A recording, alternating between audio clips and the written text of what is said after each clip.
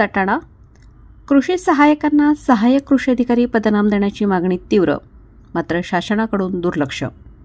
महाराष्ट्रातील कृषी सहाय्यकांना सहाय्यक कृषी अधिकारी हे पदनाम देण्यात यावे या मागणीसाठी महाराष्ट्र राज्य कृषी सहाय्यक संघटना गेली 12 वर्षे सातत्याने पाठपुरावा व आंदोलन करत आहे. मात्र आजतागायत शासनाने या मागणीची दखल घेतलेली नाही. त्यामुळे कृषी सहाय्यक संवर्गात तीव्र नाराजी आणि असंतोष आहे.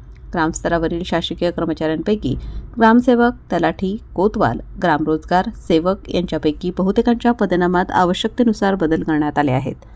मात्र कृषी विभागातील अत्यंत महत्त्वाची भूमिका बजावणाऱ्या कृषी सहाय्यकांच्या पदनामात कोणताही बदल करण्यात आलेला नाही.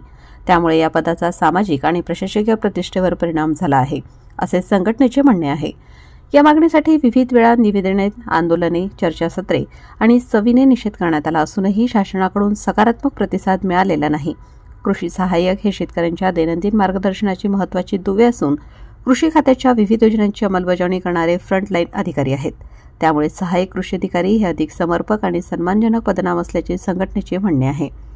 या पार्श्वभूमीवर राज्य सरकारने या मागणीचा गांभीर्याने विचार करून कृषी सहाय्यकांचे पदनाम बदलण्याचा निर्णय तात्काळ घ्यावा, अशी जोरदार मागणी महाराष्ट्र कृषी सहाय्यक संघटनेचे राज्य सरचिटणीस जयकीर्तिमान रघुनाथ पाटील यांनी केली आहे. प्रखर न्यूजसाठी भगवान पवार, पिंपळदर.